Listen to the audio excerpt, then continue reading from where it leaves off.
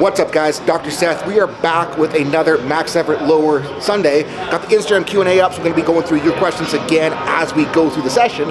And today we are pulling comp deadlifts from the floor. It was actually supposed to be my first day getting back to more max effort work for what I need on a deadlift.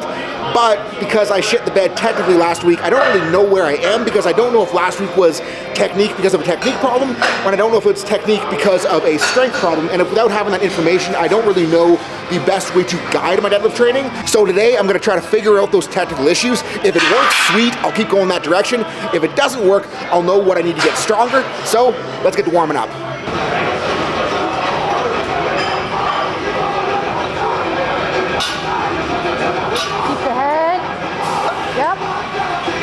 Pissed that I forgot to bring good chalk. This is that stupid spider chalk bullshit, which is the most god-awful thing on the world, because you don't want your chalk to be hard, you want your chalk to be soft so it actually goes on your f***ing hands.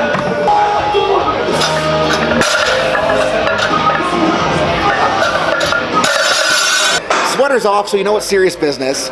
What I need to fix from last week is, last week I wasn't in the quads enough, and I was flicking my head up, meaning that the initial pull was actually a pull from the lumbar spine, not a push from the quads and the hips. So I'm trying to get in the quads, trying to keep the head packed to make sure that I'm actually quadding and gluting out of the bottom.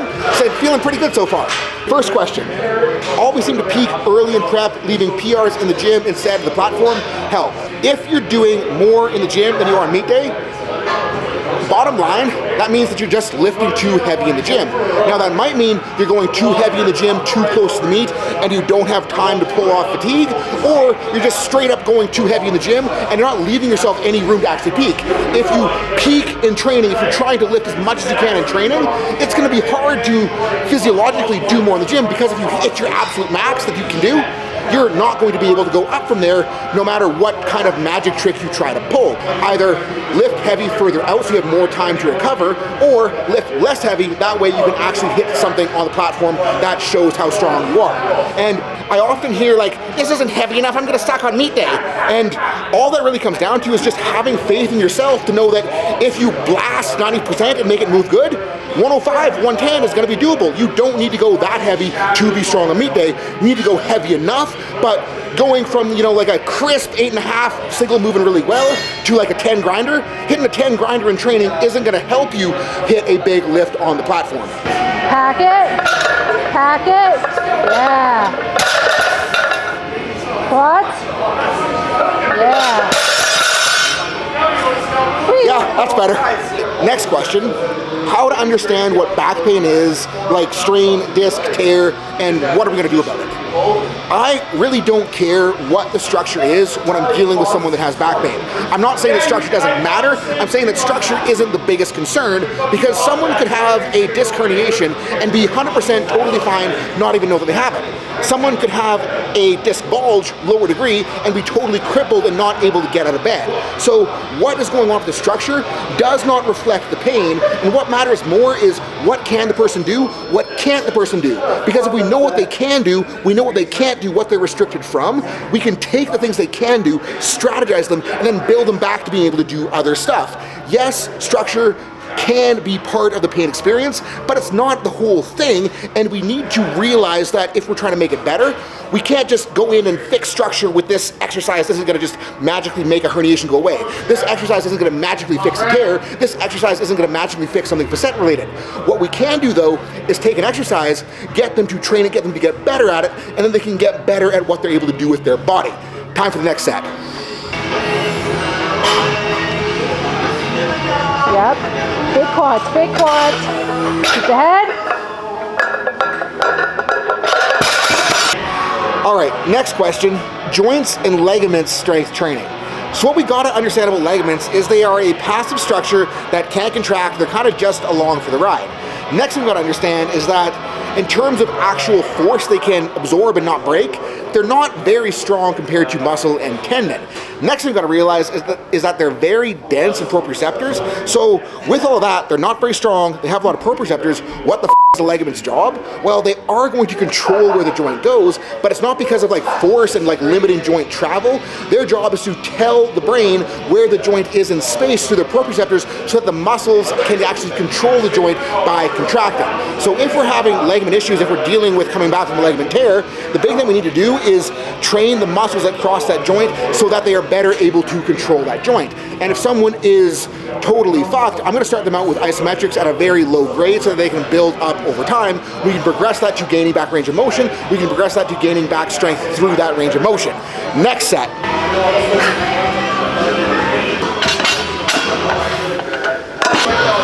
Peak laziness is refusing to get the deadlift jack because it's easier to just slap plates on yourself.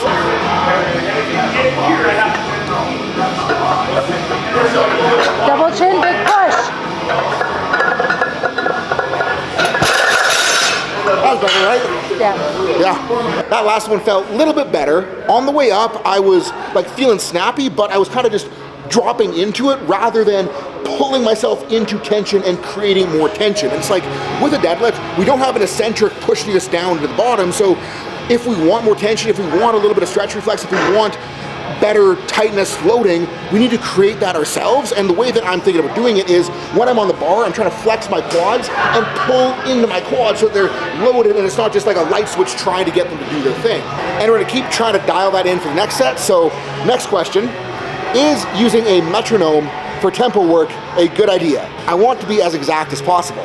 Well, if you are a giant nerd who's worried about the entire wrong shit, sure, it's a good idea. And not that I'm against tempo work, and not that I'm against making sure that our tempo work isn't calling something a 3-count pause and going boop boop, but if you think that a metronome is what's going to make the difference in your training, you're worrying about the wrong things. Like the difference between a 2.5-count pause or a 3-count pause, the difference between a 2.5-count eccentric versus 3-count eccentric, the difference between a 2-count eccentric versus a 3-count eccentric.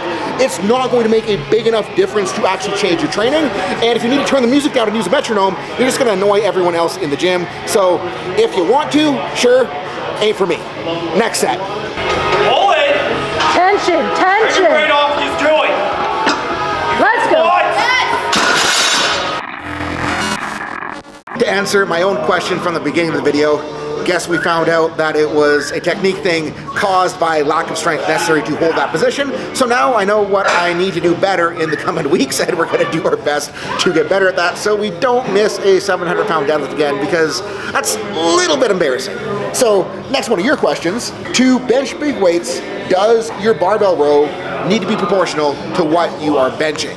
First thing we got to talk about with this question is that when it comes to pushing versus pulling, there is no magical ratio. Whether we're talking about weight on the bar, whether we're talking about sets, reps, volume, whether we're talking about horizontal versus vertical, it's not like there's some magical, you need to do this much for this much to be strong and to have healthy shoulders. Because when we're looking at like our anatomy, the front side of our body, our pecs, versus the back side of our body, our lats, our rear delts, our rhomboids, all that shit, the front side will never be the back side. The leverages are different, the muscle orientations are different, the actions are different, their secondary actions are different. So trying to be even front to back, we're just chasing our tails going after the absolute wrong thing.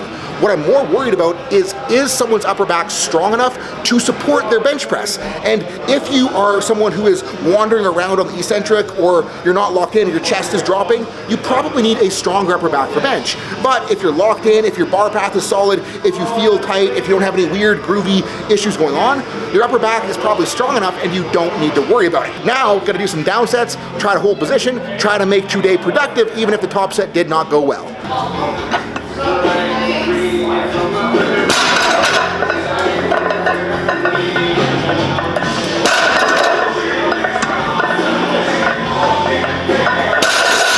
Problem with that 705 set is that I was better in the quads off the floor, but as soon as I got to the mid-range, my ass wasn't there to finish the lift, so I gotta keep it light enough so that I can stay in it, get the quads going, finish with glutes, and that's really what I was trying to focus on with the 595s there.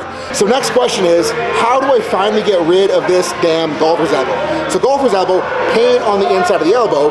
What we gotta think about with pain is, why is this area perceiving threat?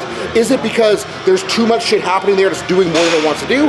Or is it because it's not ready to do its job? So do we need to remove stress from it, or do we need to get it more tolerant to handling stress? And when thinking about this, we gotta realize the elbow is a joint that likes to go like this. It doesn't really wanna kind of rotate around the humerus that way. So a lot of times with golfer's elbow and powerlifters, it's because the lifter doesn't have enough external rotation to get out of the squat bar, and their elbow is taking up some of that torque because the shoulder isn't moving. So if that's going on, all it's gonna be is just making the shoulder rotate better so that there's less stress on the elbow. If that isn't the issue, then we gotta think, how can we bring the stuff up that's here? That's gonna be direct forearm work, wrist curl stuff. That's going to be rolling dumbbell extensions, deep elbow flexion, and over time, do both of those, elbow will feel better. If it is a range of motion issue on the squats, clean up that range of motion and it's gonna go away.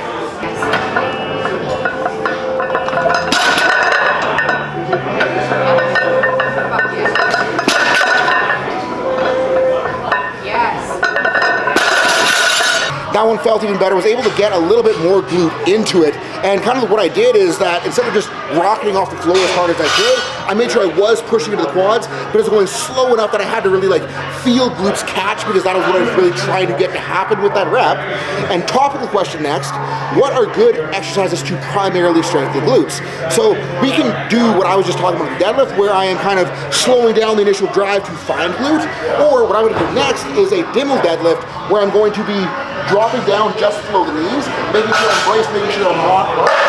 And that way I'm here, I'm gonna reverse hard, squeeze glutes up to the top, drop down, catch the glutes, come up, squeeze the glutes, and that is one of the gnarliest glute builders that I know of, and very specific to the problem that I'm having right now.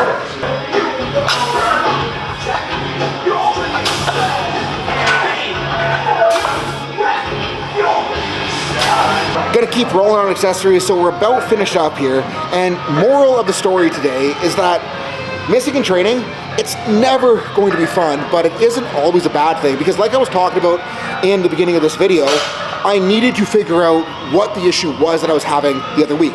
Was it technical? Was it strength causing technique error? And found out that it was a strength thing. So now that I know it's a strength thing, I can work on putting more specific work into my hips to help solve that issue. And depending on where you are with training, where you are with strength, where you are in a meet prep, what you need to work on the most, it might shift a little bit. And the better you can get at learning how to identify what you need to do, the better you're gonna be able to target your training specific to what you need. And really, like, what training comes down to is just making it specific to what you need to do, because if it's specific to what you need to do, you will be able to get better. And sometimes you're gonna find out that what you've been doing hasn't been the best. That ain't the end of the world, because if you learn from it, you can then apply it and improve. Got room for one more question, and that is tips for adductor sprain. Work on your spelling first off, that's a big tip. Number two is gonna be, with any strain, we just need to train the thing appropriately to what it can handle, and then progressively try to get it to handle more and more and more and more. And adductors, like muscle on the inside of your leg that adducts or pulls your leg in, big thing we can do for that is just find ways that we can train pulling leg in. That might be as simple as putting fists in, doing some light squeezes. That might mean doing some band work pulling in. That might mean getting on the floor, doing some Copenhagen drills. That might mean doing one of those good girl machines. Just find something like that you can do, progress it over time, build strength back in that adductor, and that adductor is going to get stronger. So that's that for today, guys. Thank you so much for watching. Thank you so much for everyone who tossed questions in. Really appreciate the heck of it, because it's fun answering questions. It's fun getting to do this shit. So thank you guys for letting me do it. And if I didn't get your question, gonna be running more of these soon, so be on the lookout for that. If you like this, hit that like button, hit that subscribe, share it with your friends to pass it on so that I can help more people out. And if you guys need more help, hit those links below. I'll be able to help you get your shit sorted out. And keep your eyes open for the next 6-week lecture intensive, Blueprint to Resilience, gonna be opening up on December 26th. We're doing a early bird sale that we are limiting to only 20 spots, so mark your calendars, be ready for that to drop.